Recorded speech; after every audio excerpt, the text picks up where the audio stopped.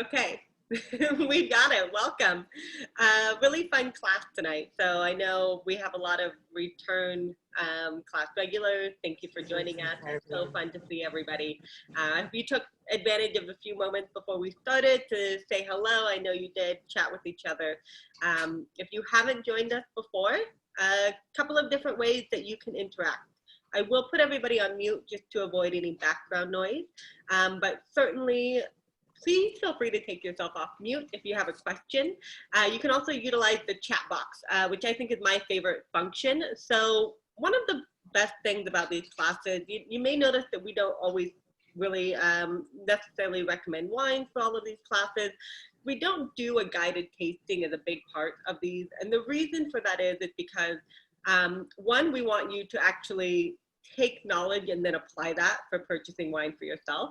It might actually be detrimental to us as sommeliers because we're just giving you all of the information to do our own job for yourself.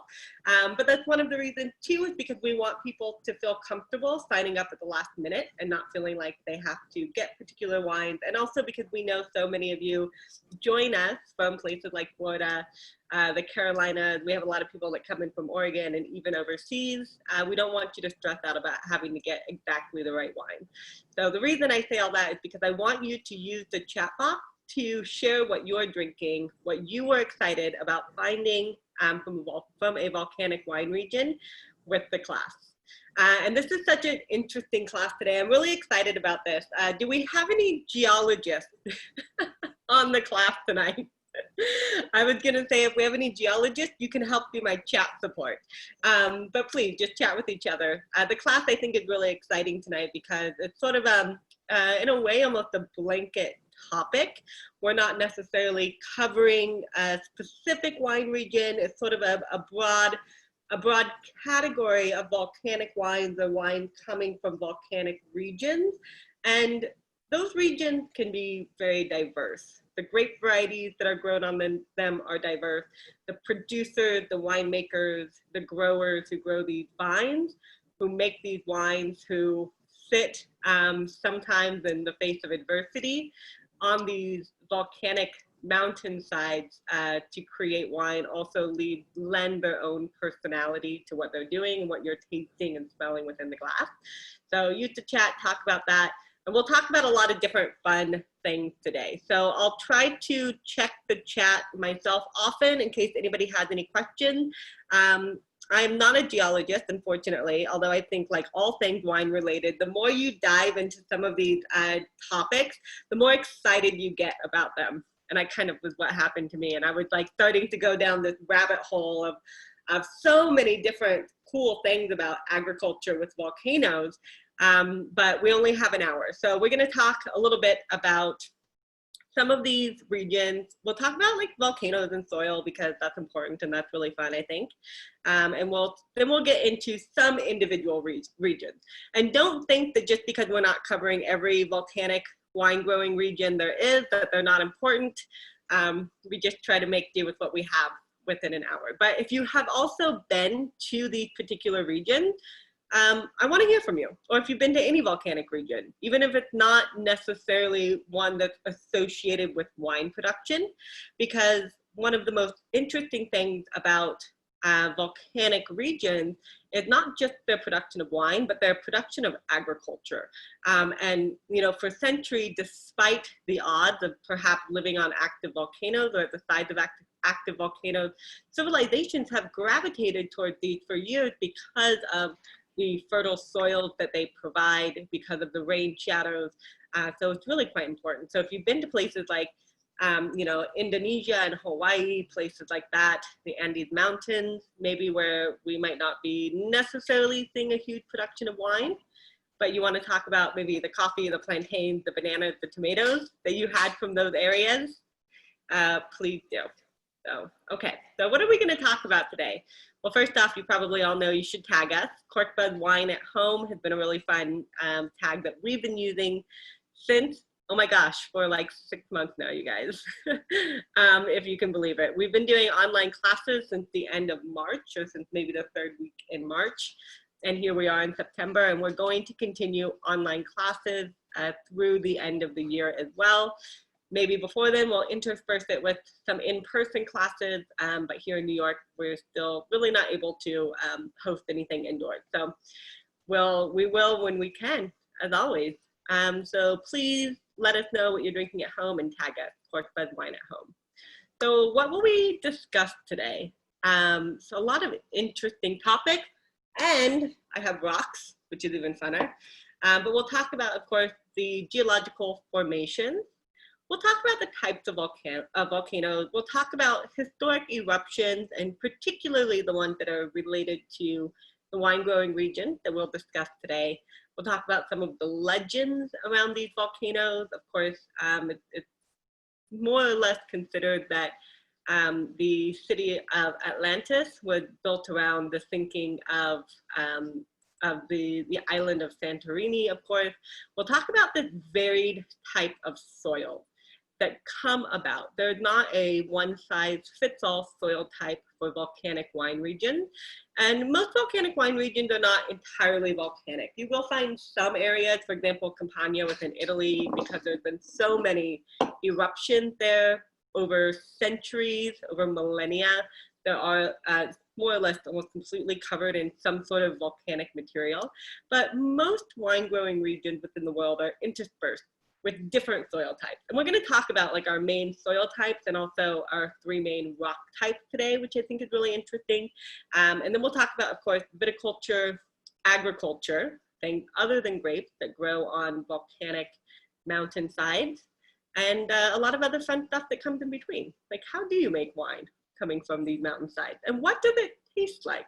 I think that's always the really important thing. And so one of the inspirations for doing a class like this is the idea that we definitely see consumers interested in not only what they're drinking, of course, but also different tasting wines. So I think that this is sort of recently sort of spurred an interest in volcanic wine.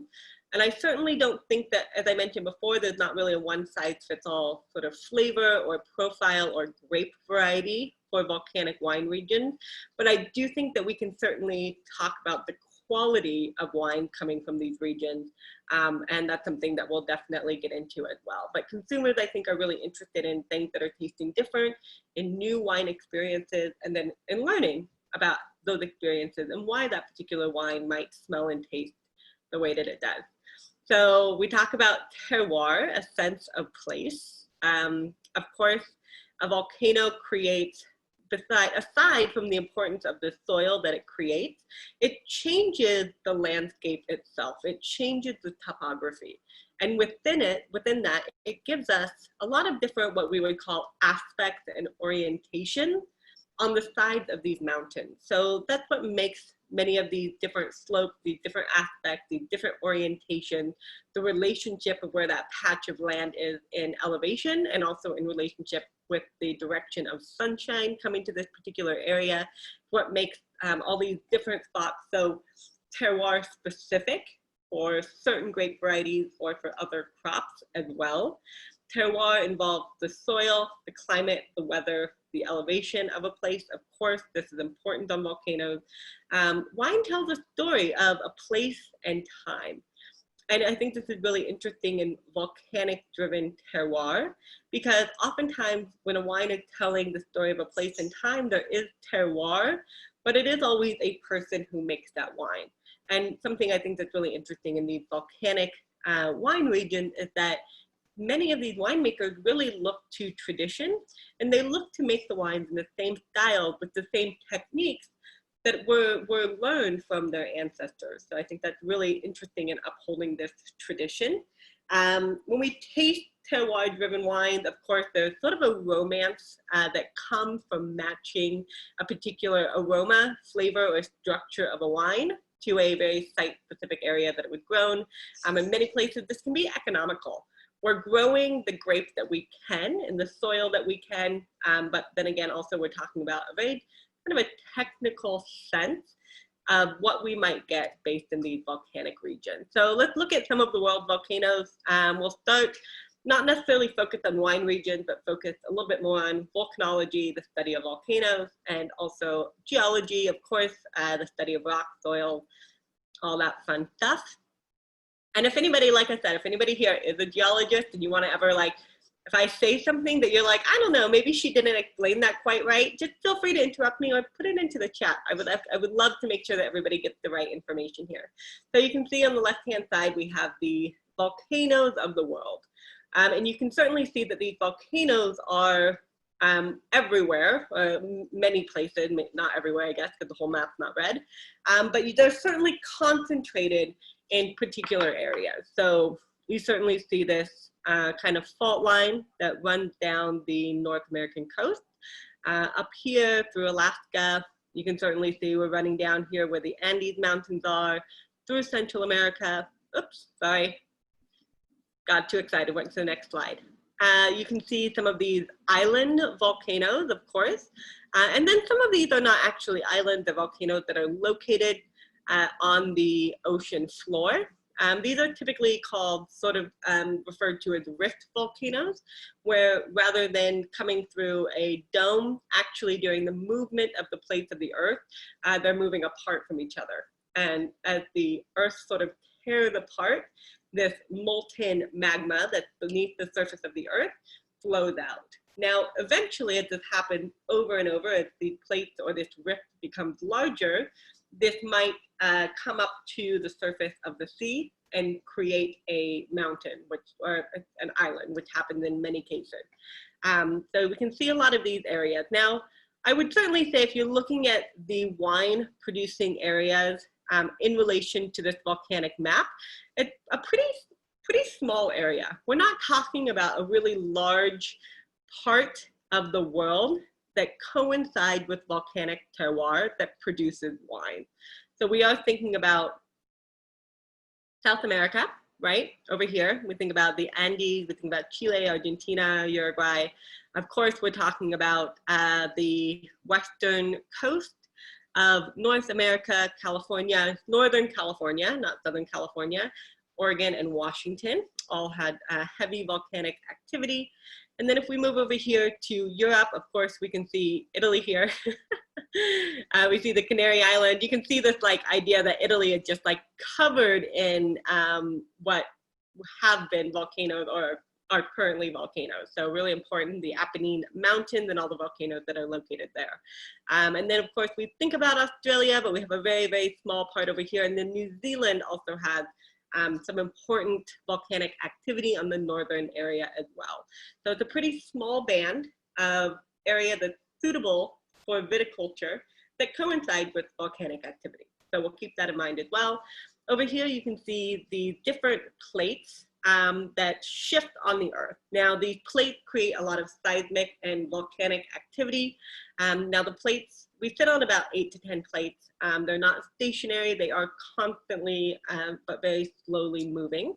And this is what creates sort of rifts in the earth for one plate to go underneath another to come on top. This of course creates mountain ranges, but it also creates pockets of volcanic activity, areas within the earth for the creation of different types of volcanoes and the opportunity for this molten liquid beneath the crust of the earth to escape.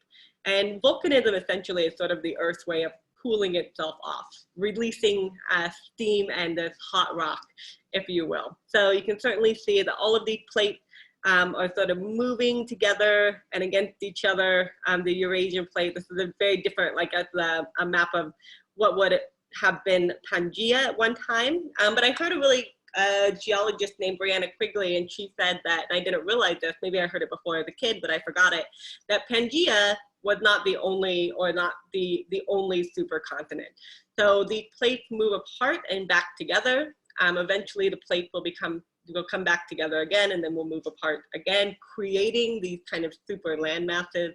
But Pangea was only the most recent supercontinent or super landmass that we've actually seen within time. So I think that that was kind of a cool thing. So as these plates are moving together and apart, they're creating this volcanic activity, they're creating tears in the earth and mountain ranges, ocean. This is why you can also get an area like Willamette Valley where you have both marine sedimentary soil and volcanic sedimentary soil. There was volcanic activity, and then also that at one point it was covered by the sea as well. So you get a little bit of both.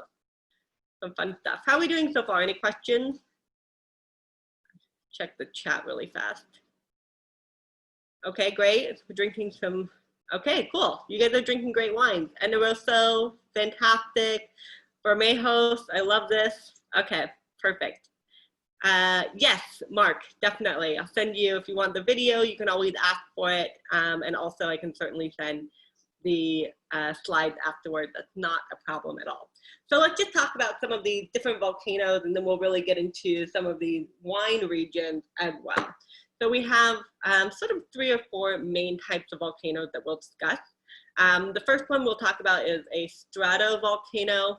These tend to be your volcanoes that create a large cylinder of ash inside of them. Typically, these stratovolcanoes erupt the most violently out of all the volcanoes that you might find. So these are the type of volcanoes that often blow their tops, but a lot of the magma and lava actually comes out of vents in the side of the volcano. So for example, Vesuvius would be a great example of a stratovolcano. Mount Etna is another example.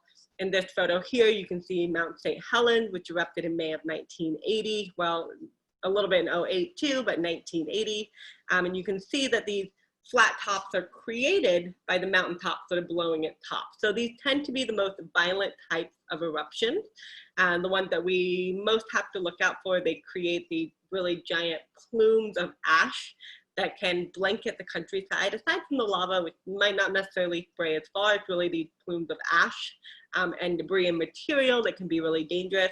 In 1980, when Mount St. Helens blew, it blanketed Spokane, which is about 250 miles away, in so much ash that it went dark during the day. So you can see the effect that these volcanoes might have, and you might keep that in mind when we talk about Vesuvius in a bit as well. So stratovolcanoes really can be the most dangerous. We also have cinder volcanoes, which do create a cylinder. They usually spew their ash and lava, their magma material out of a hole in the top. So that creates a crater at the top of the volcano, but they don't really come out in the vents on the side like we see in these stratovolcanoes. These shield volcanoes don't usually blow their tops. They're usually very kind of slow rolling lava that comes out of fissures and rolls down the hill that creates this sort of shield shape. And then you can see the island of Santorini here. This is really what we call a caldera, where when the mountain blew, it's also quite forceful. And it actually created a collapse where all of that magma was inside of a chamber. Once all of that magma blew out, the chamber collapsed in on itself. This radically changed the geography of Santorini, which looks like it does today, but did not look like this prior to 1620 in BCE. And then the underwater volcanoes that we discussed as well, that idea of those rift volcanoes, where the magma is actually flowing through a tear in the earth under the sea. Some historic eruptions, Mount Vesuvius, 79 AD. This is probably the most historically known eruption in history. It's so fascinating because for wine historians, it is in an area that is really well known for wine culture, the production of wine as well in Campania, just south of Naples here. It is an active volcano that does still erupt. It erupted in 1944. In geological years, that's probably something about like 5 minutes ago. Vesuvius is also considered to be the world's most dangerous volcano because of the high population density in such close proximity to the volcano as well. So it is considered to be the most dangerous because of that. But one of the reasons that it's the most well known, because when it erupted in 79 AD, it essentially preserved these 3 cities. Pompeii is the most well known, of course, of this Roman civilization in the moment that they were in. So it really kind of preserved the life. And when we found these ruins something like 15 centuries later, it gave us the really first glimpse to understand what Roman life may have really been like. It also, as wine historians or people that understand and enjoy and are interested in wine, it gave us the opportunity of preserved vines. We could actually see what people were making back then, what kind of grapes they were growing. And in Pompeii, you do see these sort of experimental agricultural sectors where people are re-experimenting growing agricultural crops and grapevine the way that the Romans did during this time. So it's a pretty cool thing. Mount Etna, also really important, a current active volcano. We'll talk about why an active volcano is so important to wine growing regions as well in a few moments, but it's an area that's still ongoing. It often creates plumes of ash. These plumes of volcanic ash are very mineral rich, and they actually help to re-enrich the soil. So this is also quite important as well. Mount Pico, I think unfortunately the Azores Islands, considered part of Portugal, but they're off the coast of Africa, quite close to where you would find like Madeira and Porto Santo. Two major eruptions, 1562 and 1720. On the island of Pico, the DO of that area primarily produces fortified styles of wine, but actually there was so much lava bedrock that was so hard they had to clear out to create any kind of agriculture. They had to break up and take these rocks out of the ground. They took the rocks, they created fences because what else could they do with them? And then they actually boated over to the neighboring island, Terroir, that was older and had topsoil, to fill their boats with topsoil, take them back to Pico, lay the topsoil on top of this volcanic bedrock so that they could actually plant crops, which I think is pretty cool. Like, that's somebody who really wants to make wine, right? We'll talk about Mount Tidai in the island of Tenerife in the Canary Islands. Exploded most recently in 1909, although in 1492, when Christopher Columbus was sailing to the New World, one of the things that he wrote about was that he saw in the valley of Orotava, which is on Tenerife, a great fire. And they think this may have been referring to an eruption that happened this year as well. Mount Ararat blew most recently in 1840, important for Armenian winemaking, which I think is kind of cool, but also considered to be in folklore, the resting place of Noah's Ark. And of course, as we mentioned, Mount St. Helens in 1980. Some fun stuff. There's also, I mean, other amazing volcanoes within the world. You could think about Kilimanjaro, of course, in Tanzania, Mount Fuji in Japan, and these are all examples of volcanoes as well. So let's talk for a moment about the rock cycle. And then we're going to get shortly, I hope I'm not boring you with all of this, but I actually find it to be so fascinating when I was sort of researching all of this. So the rock cycle, I think, is important to understand. We talk a lot about soil and rocks and geology within wine and the minerality that it imparts to wine.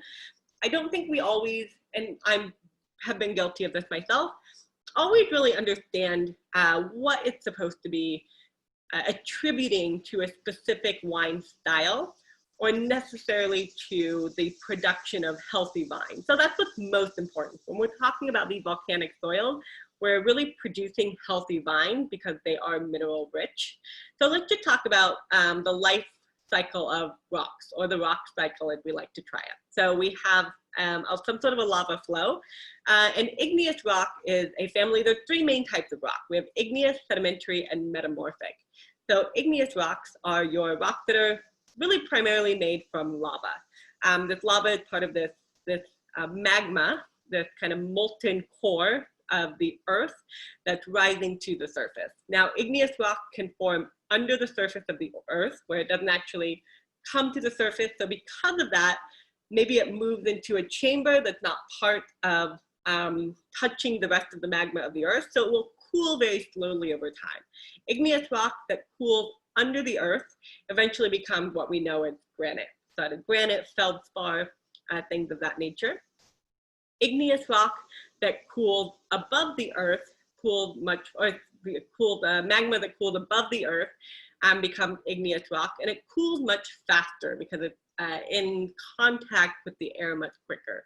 So this becomes many things like obsidian and many of the other volcanic rocks that we're going to talk about. So these are the igneous, the volcanic rocks coming from magma. Now, as this volcanic rock is cooling outside of these volcanoes above the crust of the earth, over time, of course, the wind and water primarily are eroding this igneous rock. So it erodes this rock into smaller sediments. Another wind or water will come along, they pick up these sediments, they deposit these sediments in layers over and over. And over a long period of time, these layers compress and they become sedimentary rock. Sedimentary rock are things like, we often talk about limestone is really common, chalk is really common as well. Many times these sedimentary rocks were formed under maybe shallow seas or that have come in during this time. So oftentimes they're quite rich in fossil life. So we talk a lot about sedimentary rocks, of course, in places like Champagne, Burgundy. You really see this big belt of limestone around the Mediterranean and a lot of the European wine growing regions. Over time, sedimentary rock can become compressed by the heat of the earth, by the pressure and the friction of the earth moving. So over time, this sedimentary rock can become metamorphic rock, meaning it's, you know, like metamorphosed like a butterfly. It's actually changed by the heat, the pressure, and the friction of the earth. So these would be, for example, things like igneous rock could metamorph into things like schist, shale, or things like, you know, igneous rock and metamorph can change into things like clay, mud, and basalt. Those are types of igneous rock above the earth. They can metamorph into things like clay, schist, and shale.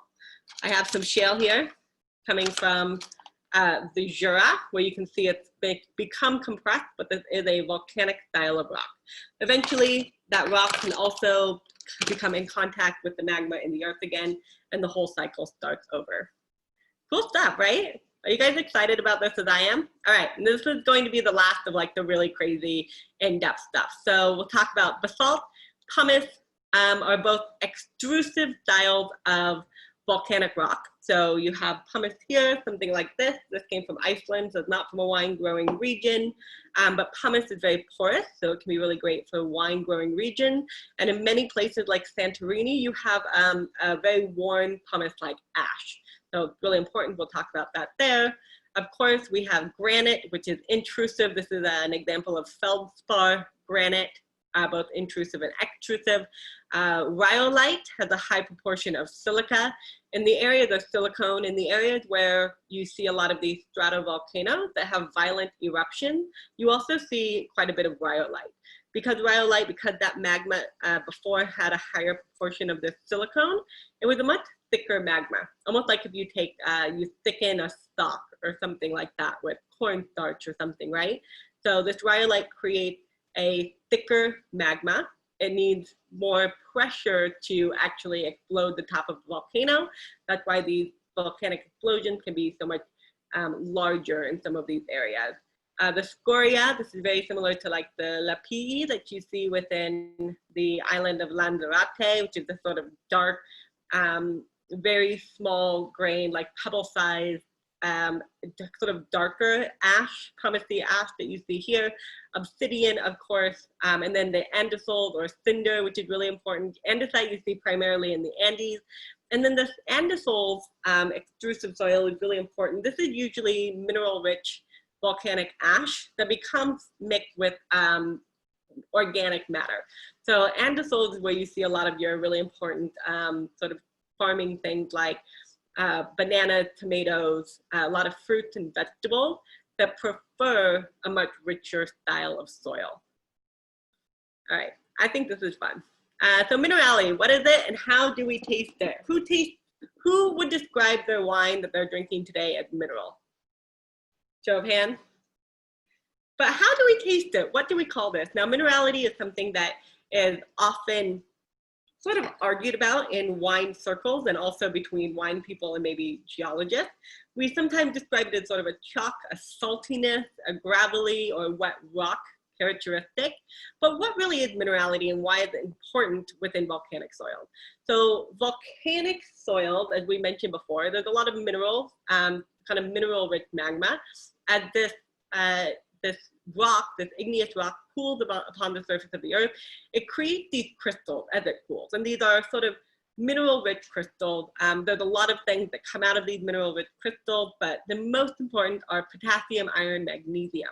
Now, these may not do a lot for the flavor of a wine itself. Iron we'll talk about in 1 second. But what they do is grape vines need all of these minerals, they need these nutrients in order to make great wine. So oftentimes in these volcanic regions, we have these mineral rich soils. They're not organically rich soils. We don't like organically rich soils because with grapevine that we prefer for their aromatic quality and for the quality of their grapes, if they're grown in soil too rich in organic matter, then they tend to focus on growing their canopy, growing their leaves. They don't really focus on the production of their grapes. So we try to, as grape growers, find the perfect balance for these grapevines, right? So we get the perfect taste, but the grapevines are still happy. Now, potassium, iron, magnesium, they all have an important part to play in the production of the grapevine. Now, over time, we know within agriculture that soils become depleted. So if you're in most sort of commercially, agriculturally places within the world where you're growing a lot of crops, even if you're rotating those crops because different plants uptake different nutrients from the soil. So over years, you rotate these crops so you can replenish the nutrients in the soil. But over time, these soils will become depleted. You'll have to artificially add in these nutrients, right? Now, in a volcanic environment where there's constant material coming from the volcanic mountainside, somewhere like Mount Etna, these soils are constantly replenishing themselves. So the vines here are always getting this almost perfect mixture of all of these elements that it really needs to provide great wine. We need potassium is really important to help regulate acidity in grapes, therefore in the juice. Magnesium is also important to help regulate things like chlorophyll in the leaves, ripens the grapes, things like that. Now, one of the things about volcanic regions is they tend to be extremely high in iron content. And now this does a couple of things for wine. One is that when you have a grapevine or a soil that's high in iron content, the juice made from those grapes tends to oxidize a little bit faster. So I think this might be our biggest clue into the flavor of volcanic wine.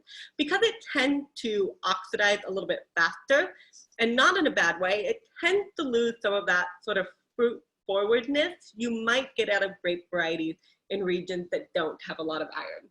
Most people, and you can think about your wine that you're drinking, when you pick up a wine grown in a volcanic region, oftentimes fruit is not the first thing that I describe.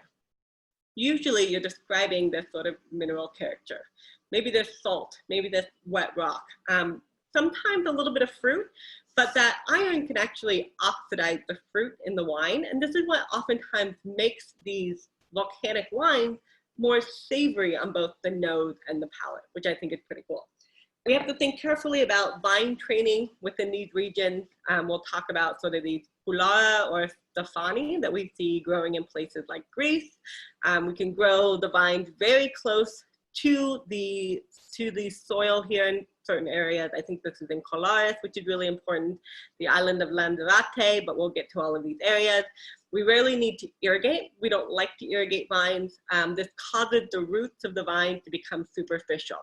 When you water or you irrigate grapevine, those vines tend to want to stay closer to the surface because they know that that water is actually coming from the surface. When grapes are dry farmed, their vines are dry farmed, those vines are forced to dig down into the earth. Now this does a couple of things. One, they have better access to the bedrock and to those mineral nutrients that they might need deeper in the soil. It also makes grapevines themselves less subject to extreme heat or drought because they are more likely to be able to access a lower water table as well. And it makes them sturdier. Usually they can live quite a bit longer. In many of these volcanic wine regions, the grapes are never irrigated, so they have very deep root systems. This is especially important somewhere like Santorini, where they think like some of these root systems are so incredibly old. So let's talk about some of these regions. How are we doing, everybody? I hope I didn't bore you to death with that. I hope that was interesting. All right, cool. Yes, somebody has a Acertico. Perfect. Yes, yes, the Monovasia and Acertico blend. Yes, I love this. Perfect. All right. So I'm actually drinking, I actually have 3 wines open, but I only have 1 poured. Many of you who have taken my classes, you know I always talk about how I constantly have too many wines open in my refrigerator because like I tend to want to like drink something with one type of food and then I want to drink something else. So I actually have three really cool wines open today. The one that I'm drinking in my glass, this is Terroir. This is the Caricante Etna Bianco coming from Mount Etna. This is the Di Consiles. This is a Fiano coming from Cilento on the coast of Campania. And then I have Soave Classico. Most people don't think of a lot of volcanic activity in northern Italy, but the area of Soave is half limestone and half volcanic. And you really can see the difference in what the soil makes. And there are producers, I think Puropan is a really great example, that do produce a single sort of vineyard or single soil style wine coming from Soave, one coming from volcanic soils and another coming from limestone. So those can be an interesting opportunity to kind of see the difference in terroir. So let's talk about some of these wine regions, right? So let's talk a little bit about Mount Etna. It is an active volcano. It continues to erupt regularly. And as we mentioned, it really spews this mineral-rich ash. So it allows its soil to regenerate itself over and over. Now, Etna tends to spew a lot of ash, not necessarily always producing lava, although it can. So there is sort of a severe, you know, maybe a little bit of a love-hate relationship with the winemakers who live on these volcanoes and produce wine from them. We're over here in the sort of eastern side of Sicily here, the island of Sicily, just at the toe of Italy. It's sort of a backward C-shaped wine growing region with the crater of Etna situated within the center.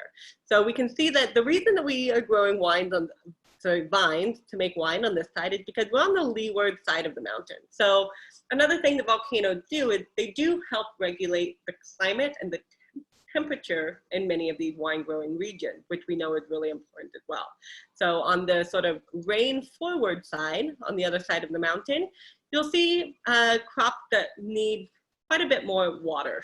So more importantly, you'll see things like fruit, flowers, tropical flowers could be really common, especially in places like Lanzarote, Tenerife, and the Canary Islands. Anything, fruit trees, anything that really prefers a richer soil type, certainly things like tomatoes as well. Primarily on the eastern side, we're growing three grape varieties that are really the most important. So we talk primarily about Caricante.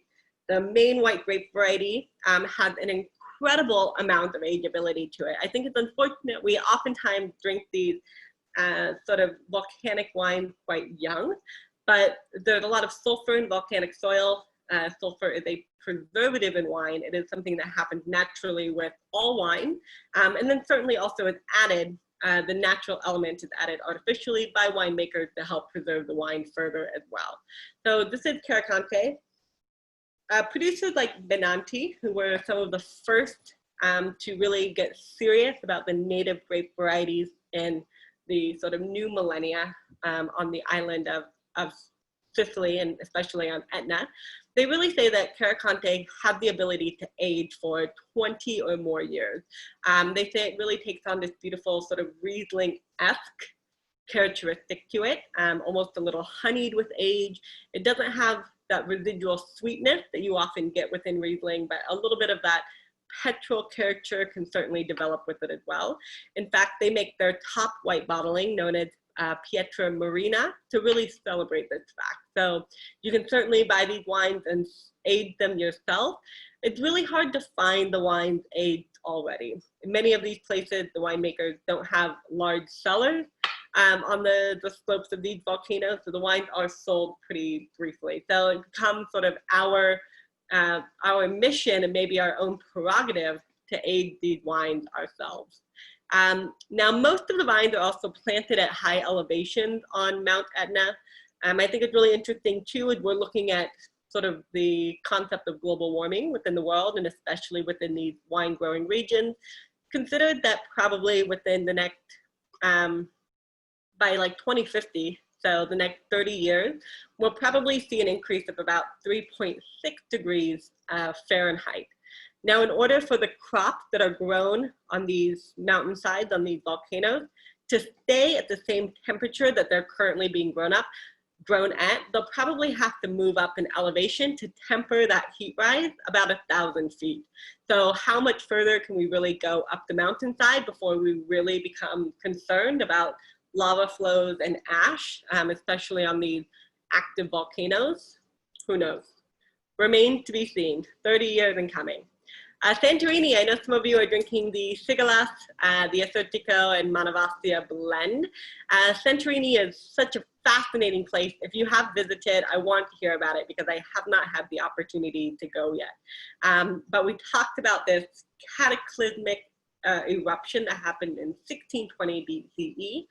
It really probably was considered to be one of the events that really led to the downfall of Minoan culture that was prevalent within the Aegean Sea during this time. Incredibly important, the Minoan culture during the Bronze Age.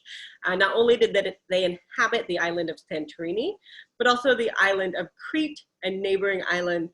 The eruption in 1620 was considered to create tsunamis that were affected both the other islands within the Aegean Sea, around Santorini, the northern shore of Crete, where there were a lot of fleets of ships for the Minoan civilization. It washed all of those away, created tsunamis and tidal waves on the shores of Turkey as well, and was probably so loud that it was considered to be heard as far away as Egypt, Iran, and Iraq.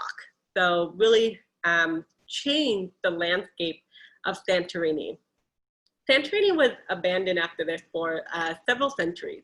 So it wasn't really until I think 1300 AD that the Phoenicians began to settle on the island. And they began to bring back probably some of the grapevines that were cultivated by the Minoan culture at this time. And they've continued to be cultivated, these same grape varieties, over time. So it's probably one of the oldest lines of ancestry of any wine known to man throughout probably 5 millennia. So it's something that's pretty cool to see this idea of these same grape varieties being cultivated over millennia. I think it's a pretty cool thing. The soils have become incredibly poor. They're this really ash-like humus on the island, and there's not a lot of agriculture on Santorini. We do see, of course, the most other biggest imports, of course, are olives, capers are really important. And up until the 1950s, tomatoes were incredibly important on Santorini as well. Unfortunately, because volcanic activity does create seismic activity, there was an earthquake in 1956 that destroyed most of the tomato factories on Santorini. And the industry actually never quite recovered from that. But also Vinsanto was traditionally one of the most important wines, even during Ottoman occupation on the island itself. Vinsanto was so commercially important. It brought in so much revenue that they continued to make it, even though alcohol was banned under their religion. But also Acertico, Athiri, Ediani are some of the main grape varieties that we really discuss. Acertico is the most important on the island of Santorini. It creates this incredibly, what we think of as mineral-rich wine. One of the things about volcanic wines is they're considered to have a lot of what we call dry extract. So this dry extract is, if you were to take a glass of wine, if you've ever done this, so you know, like, you have a wine and maybe you don't wash the glass out and it's a red wine, and you come back the next morning to wash it, and there was just like a little tiny dribble at the bottom, right? That very last drop that you like never get that stays in the bottom. And by morning time, it's evaporated. But not everything's gone from the glass, right? You still see the deposit of like color and maybe a little bit of almost like sediment in the glass. This is the dry extract. Whatever remains after the alcohol and the water and the wine evaporate. Now we talk more about dry extract in red wines because of the suspended anthocyanin, polyphenol, and colors within the wine, but it can also happen in white wine. And it's more prevalent in the white wine coming from places that see volcanic activity, which I think is really interesting. So this dry extract can actually add to the sensation of texture on your palate. Are you noticing that oftentimes when you drink these volcanic white wines, that they have a lot of textural interest without having that texture built by things like oak, adding texture. If you have an oaked white wine, that will leave a lot more dry extract than an unoaked white wine, or a malolactic fermentation, that kind of creamy addition that you add to a wine by stirring the lees. You sort of notice that about these volcanic wines, that they really have a richness to them that's coming from the grape itself, which I think is pretty cool. Santorini was also really important to the Venetians, who traded a lot of Vinsanto, taking it back to the mainland in Italy, and using it, of course, for religious ceremonies, taking it to the Vatican, their popes, etc. The island of Madeira, founded in 1419, a really important volcanic island as well. The island itself was so covered in vegetation that the legend says they set the island on fire, this lush tropical vegetation, and that it burned for 7 years because the vegetation was so thick. After this time, the island itself was founded, and today it's really known for its fortified styles of wine, but Madeira does produce a lot of wine in general. So fortified wine is primarily what is exported, but you do see a lot of producers making a lot of wine that's consumed locally from these very volcanic soils. Madeira itself comes from sort of almost a chain or an archipelago of volcanic islands, very close to the Azores, that volcano of Pico that we mentioned before. And they grow a lot of agricultural crops. So not just grapes, you see flowers, sugarcane, bananas are all really important. A lot of basalt on the island as well. When you're seeing these still styles of wine that are not fortified, that are maybe drank locally, you typically see Negromole. You see the grapes that are used primarily for Madeira, the fortified wine. So Seixal, Verdelho, Brau, Malmsey. You won't really see Tarantas and Bastardo because they're so rare for just the fortified style of wine. But if you do see them, they're some of the best styles of Madeira you might have the opportunity to taste as well. This is a subtropical island. So I think that the style of wines, and I have not had an opportunity to try a lot of the wines here that are not fortified, but I find them to be really interesting. This woman here, her name is Dina Silva, and she does produce wine that she does export to the US under her own label, Dina Silva. And she makes, as far as I know, the only Blanc de Noir, the still wine, not a sparkling, but it's a white wine coming from the red Negromole grape that I think is really fascinating. It has, in a way, almost like a Treblinsian characteristic to it, this kind of like lemon curd, but really bright, sharp acidity as well, that I think is just super, super fascinating. I don't know if anybody else has had these wines, but they can be absolutely, absolutely interesting. I think that's one of the biggest things about these volcanic wines too, is the textural and the aromatic interest that they bring to wine that is also so much different than what you would find in a more conventionally known wine growing region, Burgundy, Bordeaux, places like that. So moving on to the Canary Islands, a chain of 7 islands, 4 of which are active volcanoes. So Lanzarote over here, this is the island of Lanzarote, you can see, we'll discuss that in a moment. La Palma, active volcano, Tenerife, El Hierro, also, sorry, this is not La Palma. This is La Palma over here. This is the Isla Gran Canaria. So we have 1, 2, 3, and 4 active volcanoes out of these 7 islands themselves. So we're very close to Africa, especially this island of Lanzarote, which we're going to talk about primarily over here on the eastern edge of this volcanic archipelago. Over 600 miles off the coast of Spain, although they are considered to be, they are part of Spain itself.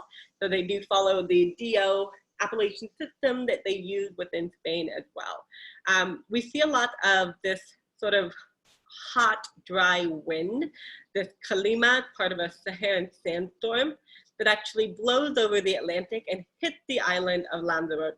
So keep that in mind. We'll talk about that in a second. In the early 1700s, there were 6 years of more or less constant eruptions, or close enough to each other that the island was inhabitable. During the 1700s, I think 1700 to like 1706, And it really blanketed the entire island with a layer of lava and ash that's about 5 meters deep, so pretty deep here. Now, when the inhabitants returned to the island later on, they realized that previously this was really an island of volcanic bedrock that they couldn't really break down into. And this ash actually created a mulch that made agriculture possible on the island as well. So we began to plant things that could be grown here, primarily olives and grapevine. As you can see, there's not much else that grows on this island here. Now, however, this volcanic ash, unfortunately, did not have a lot of mineral or not a lot of nutrients in it. So you do have to build these hoyos or holes. We actually put the vine in these holes. They're incredibly spaced out. You really can't have vines like somewhere like Bordeaux. You want the vines to actually compete with each other for water, so you plant them closer together. Here on the island of Lanzarote, where you have less than 6 inches of precipitation a year, you absolutely cannot afford that. So the vines are spaced out so that any of the water that this sort of sand-like ash, this lapi, picks up, as maybe there's any type of rain, any type of dew or moisture or mist, or when this kalima, this hot wind blows over the ocean, the Atlantic, hitting Lanzarote, it actually picks up water. And this sand, or this sort of absorbent volcanic material, absorbs and catches this very little bit of water or moisture that's in the air. Because these are in holes, that water and moisture will eventually trickle down and it will irrigate the roots of the vine on its own. So pretty cool stuff. So those of you that are drinking the Bermejos, Bodegas Bermejos wine, coming from the Canary Islands, from the island of Lanzarote, those wines are, I think, some of the best value because they're really can be incredibly cheap for how little yield you get off of them. The main grape on the island of Lanzarote is a version of Malvasia that came from the mainland. Canary Islands are kind of like the Jurassic Park of grapevines. It has a lot of these grapevines that came from the European mainland, but that you don't necessarily see there anymore. So the main grape varieties, we have Malvasia, which on the island of Lanzarote has morphed into its own sort of clone of Malvasia volcanica, as they call it. We have Listan Blanco, Listan Prieto, and Listan Negro. Negro Mole, Gual are all quite common on the island as well. On the island of Tenerife, we produce wine on pretty much everywhere except Fuerteventura. But on Tenerife, we have a number of DOs on the island. So they produce quite a bit of different styles of wine, mainly coming Listan Negra as their most important sort of red wine grape that they might grow on the island. But I wanted to show you this for a moment too. So because these volcanic ash soils are so incredibly nutrient rich, especially when they become these andisols and they mix with this nutrient rich sort of organic material on the ground, you can plant a lot of things that grow great here. So one of the most important crops within the Canary Islands is actually potatoes. So they take their vines and they begin to braid them on the island of Tenerife. So primarily in a northern DO called Valle de Orotava, which is just about up here.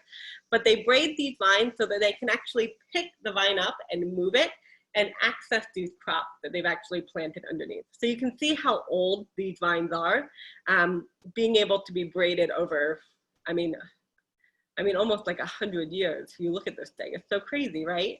So it's known as cordon trenzado. Some pretty cool stuff. Check on the time. Oh, we're getting close, but that's okay. We're almost done with our trip around the volcanic wine region. The Pacific Northwest, my favorite area to talk about when it comes to volcanoes. When you think about the Cascade Mountain Range, you can see the number of volcanoes, many of them which are active. Mount Rainier, Seattle sits in its shadow. It's considered to be coming up to be due on an eruption, has not erupted for quite some time.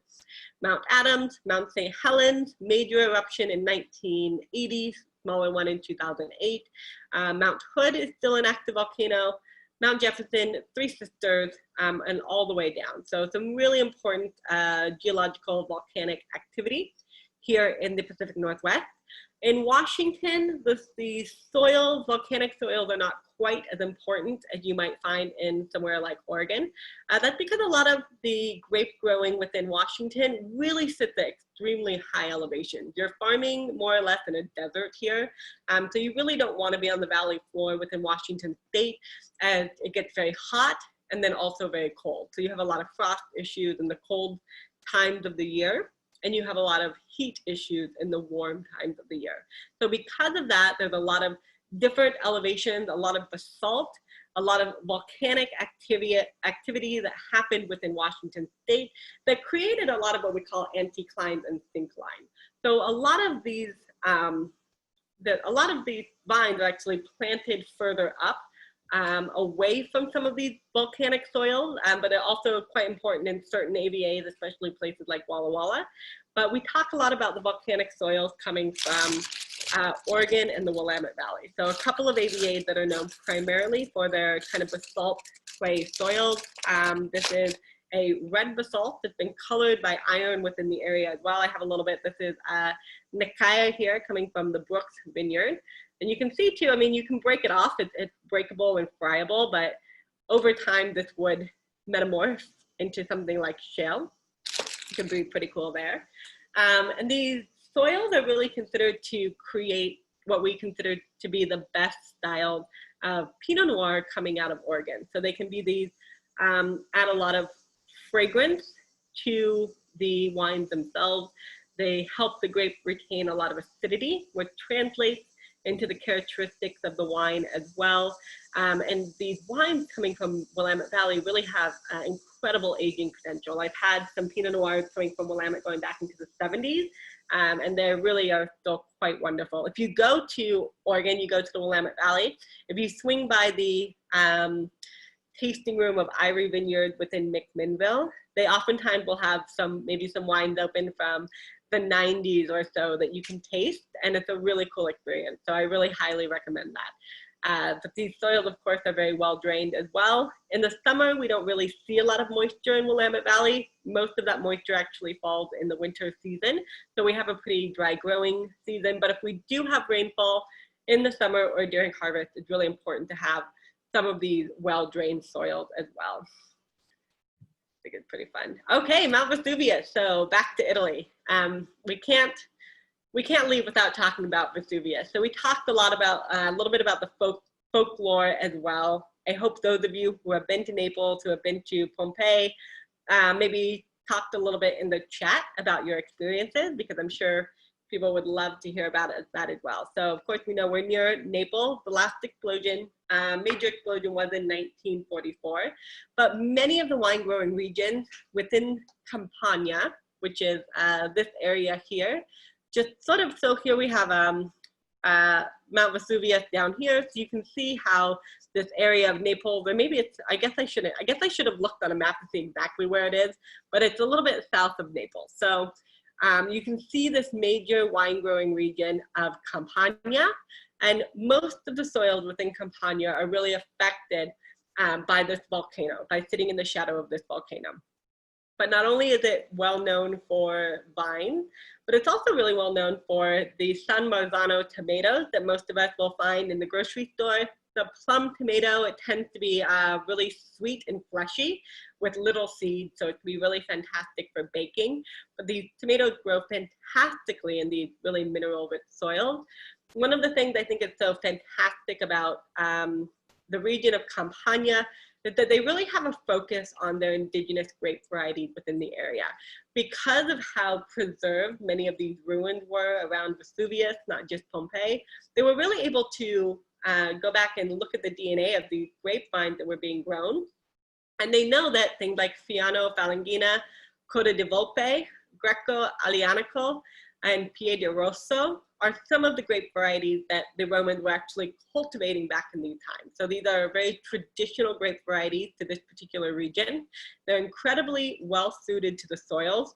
I think that's something we didn't mention as well, is oftentimes when you try to take any of these grape varieties that are associated with the volcanic wine growing region, they don't really seem to have the same luster, the same life that they do within these regions. So you may be hearing many of these grape varieties are really hyper local to these particular regions. So things like Caricante, things like Nerella mascalese or Nerella cappuccio, things like these Campania grapes, the Piedroso, the Coda di Volpe. These are grapes that if you were to take them outside of these volcanic regions, and some of you also might be drinking an Aglianico coming from Igni, coming from Aglianico del Vulture. This is one of my favorites coming from Basilicata. It is a project of a friend of ours at Corkbuzz. His name is Jeff Porter, and also his friend, Shelley Lindgren. So you might have guessed that Igni is a name that refers to igneous rock. So they're creating a line of wine with small growers in Italy that are focused on these volcanic soils and these volcanic wine growing regions. So some pretty cool stuff. You have Lacrima Christi del Vesuvio, the tears of Christ. These were the tears that Christ shed after Lucifer's fall from heaven. And it was said that when Christ's tears fell on the earth, in this area of Campania, that vines immediately sprung up from the ground. So this wine growing region historically is named after it. Campi Flegrei, located on the coast, known as the Field of Fire. Very, very fine ash within this area, easy to wash away. But the growers here do continue to cultivate this fine ash. And some really exciting things coming out of Campania. I love the wine. I mentioned the Fiano coming from Di Consiglio. This is 2009, and it showed beautifully. Also, this bottle has been open for about a week and a half, and it still has the same intensity that it did when I opened it. That's not something you can say for a lot of wine, but I think that these volcanic soils really help with the preservation of these wines. Because again, you talk about all those nutrients you get from these volcanic soils, and what you see is maybe it's not really talking as much about that flavor, although I do think we get more of those sort of savory styles, that sort of oxidized fruit, which lends it to be a little bit less intense on the fruit forward side. But you really do get this ageability, this texture, this body that I think is really interesting, and many wines that you don't get elsewhere. How are we doing? That was a lot, right? I think, thank you for being on this journey with me on a subject that in a way can be quite, oh, sorry, it got dark again. Last week I noticed that it got really dark, so I tried to change where I was in the light so I wouldn't be as dark as last week. Getting dark a lot earlier than before. Any questions that I can answer for you? I can certainly try. Talking about, oh yes, Rachel, Aglianico del Vulture, we love it too. You should definitely check out Igni. I don't know exactly where it's available. I think it's pretty small quantities, but Jeff Porter's in New York City. His partner that he worked with, Shelley, I think she's located in California. So I'm sure that they have it based in California as well. But if you have any, yes, Hawaii, of course. We didn't talk about Hawaii. So of course, all the tropical regions. When we're talking about Hawaii, we're talking about it's not in that perfect zone of volcanic areas in a temperate climate. So they make grow grapes, make wine in all 50 states. So I'm sure Hawaii is not excluded from that. Thank you, Claire. What did they say about the winery? I think, yeah, anyway. They don't export to the mainland. Just, yeah, probably for tourists to try when they're coming to the island, right? Definitely coffee is also a crop that really prefers the volcanic mineral-rich soils. So Hawaii, Indonesia, these are all places that are really well known for volcanic activity and the quality of their coffee as well, which I think is really interesting. But a lot of, like I mentioned a few times, tropical flowers often do really well that we see shipped around the world to different florist shops and things like that. Of course, we see a lot of fruit crops in many of these areas. Some nut trees as well. Chestnut particularly really enjoys these volcanic soils. So in Etna, the vines are staked by themselves because of the process of actually creating these vines to grow in these volcanic soils, because the chestnut also grows well within the area too. some fun stuff. Well, I hope you will all get out there, try some volcanic wines. There's some really fun things really happening in the world of wine when it comes to this. But just if you do begin to notice sort of, you know, a theme between these volcanic wines that you're tasting, let me know, because I think it's a really fun topic. Obviously, you know, volcanic wine is just like cheese. Cheese is a really large category, but when you think about all the cheese within it, it's really hard to quantify that into one blanket statement, right? It's all cheese, but well, think of something like a cheddar being very different than something like a Roquefort or an Apois. So I think you can look at volcanic wines sort of the same way, about the category of volcanic wines, but within them, the grape varieties, the climates, all create very different styles. So thank you so much. I'll see you soon. As always, have a wonderful, wonderful evening, everybody. Enjoy your wine, enjoy your dinner. Go pick up some San Marzano tomatoes at the grocery store for your next Italian food fest. All right, I'll see you soon. Good night, everyone.